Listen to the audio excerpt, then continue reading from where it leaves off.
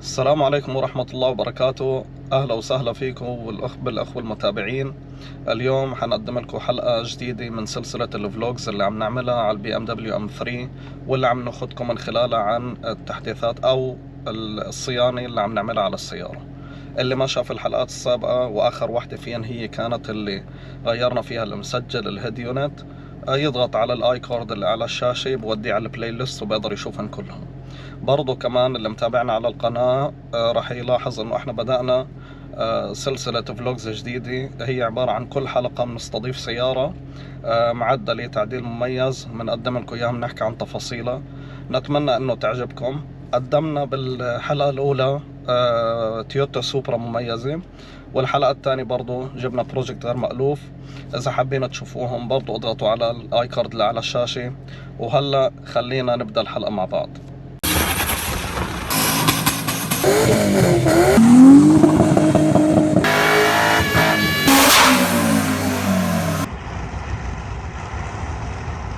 وصلت بضاعة جديدة من ارامكس، شغلات خفيفة اللي هن الترم وما الترم، لكن مش هذا سبب تصويرنا للحلقة اليوم.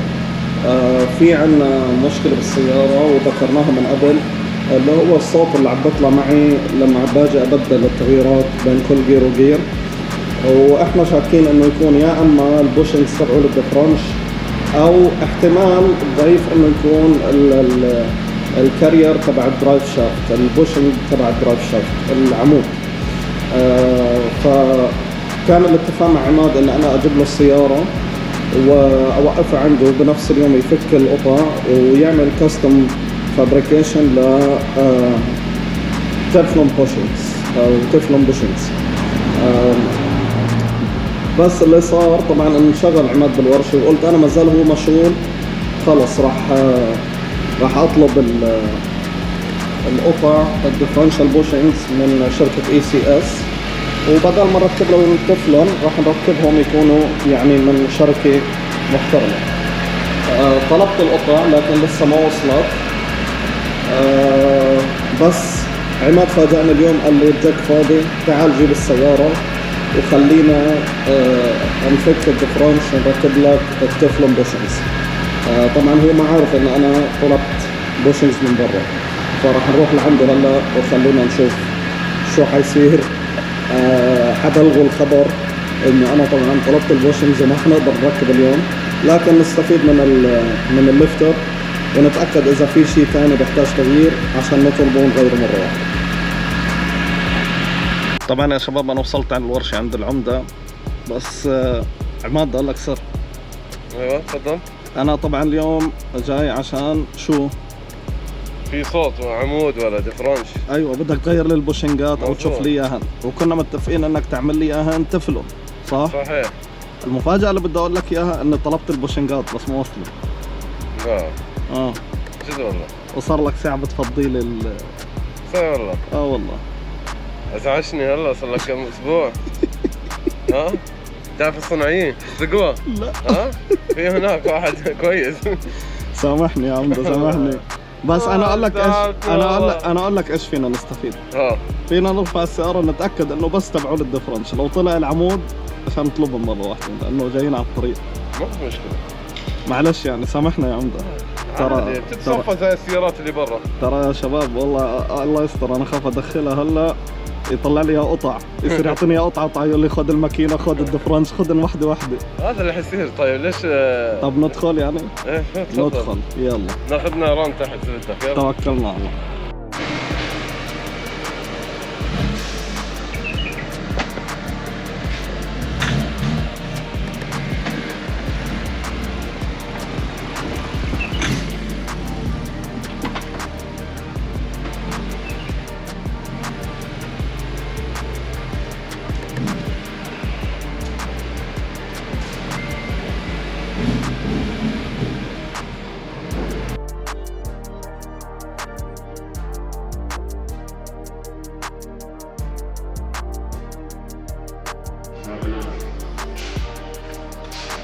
هو ستانلس ستيل بريك لاينز، شايف؟ بريك لاين كله ستانلس ستيل قدام ورا. العمر طلبتهم راس وعليهم راس طلب وراحة وكله. شوف حتى هذا العمود ما بنقدر نسوي شيء.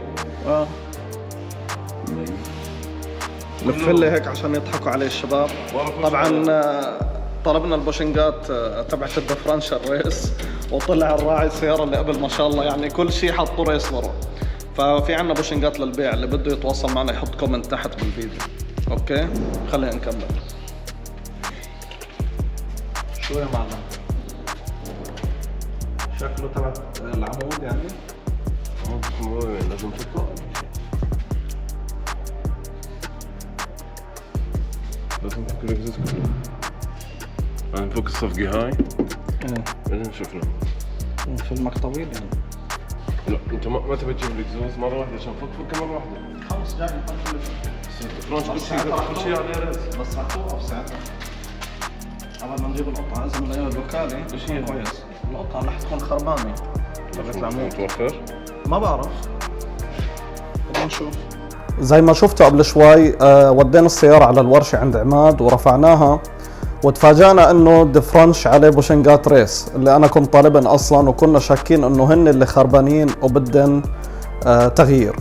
فاتفقنا انا وعماد انه نستنى ليوصل الميد بايب اكزوست او الميد سكشن تبع الاكزوست عشان يفكوا مرة واحدة ويغيروا، ونشيك شو في فوقه اعطال احنا متوقعين انه تكون المشكلة منن عم بيطلع الاصوات للبوشنجز تبعت الدرايف شافت او اللي بقولوا للجايبو. فاضطرينا طبعا انه ننزل السيارة ونأجل موضوع الاصلاح زي ما كنتوا يعني متابعين معنا، والحمد لله رب العالمين اليوم وصلت القطعة اللي احنا مستنينا، قطعة الاكزوست. مبسوط ومتحمس بدنا نفتحها، لكن حنترك الاوبننج تبعها للورشة، نفتحها هناك بالورشة عشان ما نفتحها هون نبهدل الدنيا. واللي حنعمله الان راح نصور لكم شوية ساوند فيديوز للاكزوست الحالي. طبعا الاكزوست الحالي هو اكزوست وكالي، لكن الجزء اللي بالنص اللي فيه الكاتاليك كونفرترز المالك القديم كان عامل اندليت قاطعن وشايلن، وهذا بيعمل راسب او ازعاج في القيادة بشكل مش لطيف، يعني الصوت مش كتير حلو.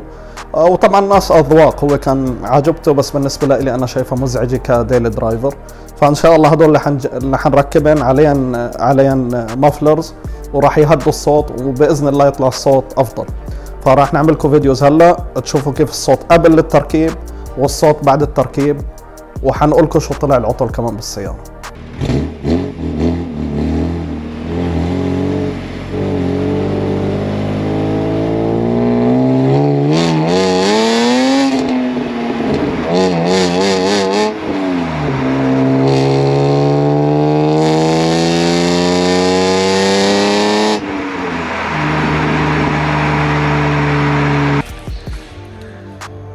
وصلنا هلا على الورشة عند عماد، وطبعا القطعة هي هلا جبناها وراح نفتحها هلا مع بعض عشان نشوف الميد سكشن. هذا الاكزوست من شركة بيمر وورد.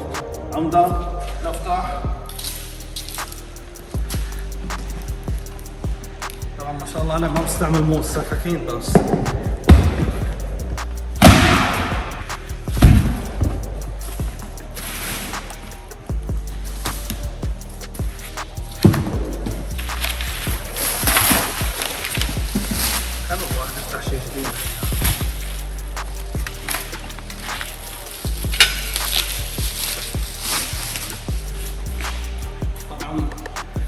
زي ما انتم شايفين اللي بيفرق هذا عن اللي موجود هلا بالسياره طبعا انه هدول الدبات راح يكونوا موجودين من شركه ماجنا فلو. المفروض انه هن يخففوا الراس ويطلع الصوت اهدى وافضل للسواقه، وبرضه النغمه احسن من اللي انتم سمعتوه قبل شوي على الستريت بايب. حنترك العمده هلا يمخمخ ويشتغل على السياره، يفك الاكزوست القديم، يشيك شو في خرابات اذا في اي شيء فوق الاكزوست. وبعدين بس يتاكد انه كل شيء تمام راح يركب الاكزوست الجديد ان شاء الله او الميد سكشن الجديد، وراح نصور لكم تشوفوا كيف الصوت راح يصير بعد تغيير الاكزوست هذا. ما تروحوا مكان، خليكم. تم فك الاكزوست القديم زي ما انتم شايفين، وشلنا السنسر ماونت وحطيناهم على الاكزوست الجديد، وهلا صار الاكزوست الجديد جاهز لانه يتركب على السياره. بس طبعا الان عم نشوف المشكله اللي عليها ولا حشرحها يا عماد. عرفت علي؟ هذا اللي رايح للورا، هذا هون في خلل، وهون لنا شوف في زي المسمار، هذا بينفك لحاله وهذا بينفك لحاله. انت شوف اذا موجود عندك هذا واحد مستعمل نظيف جديد افضل لك، بصير القصص ولا الحام. هون سامع الصوت؟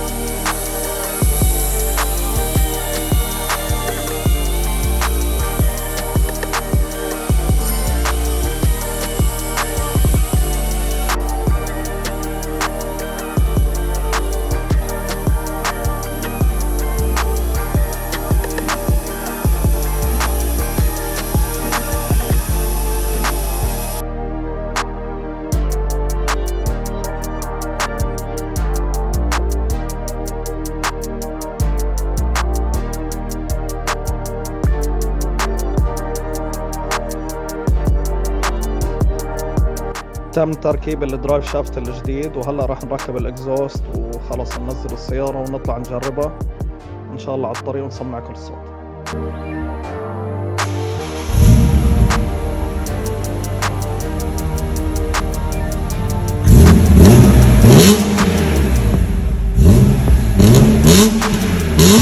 وهلا راح نسمعكم صوت الاكزوست الجديد بعد ما تركب وهي السيارة ماشية على الطريق.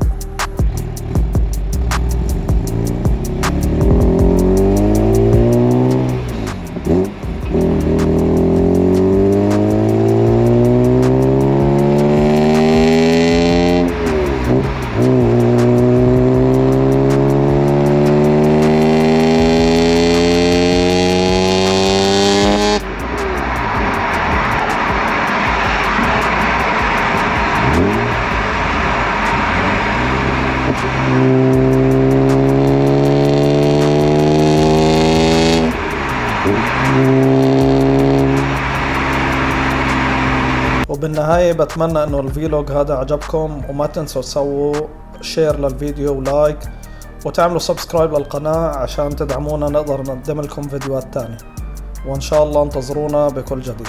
السلام عليكم.